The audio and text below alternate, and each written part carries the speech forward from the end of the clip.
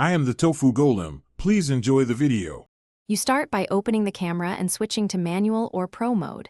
This gives access to shutter, ISO, focus, and white balance.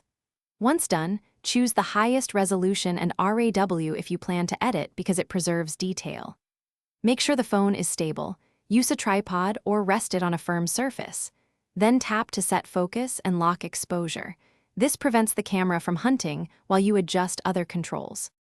You now balance shutter speed, ISO, and aperture, if available, to control exposure and motion.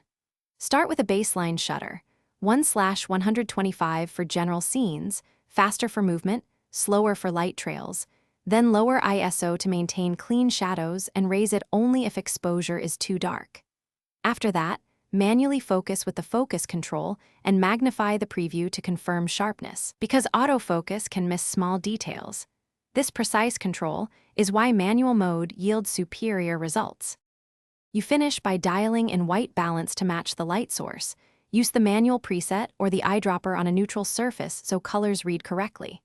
Next, select a metering mode, spot for precise subjects or matrix for balanced scenes, and bracket exposures if you are uncertain. Finally, check the histogram to confirm highlights and shadows, make small exposure adjustments, or use a lower ISO if you see noise. If images blur, increase shutter.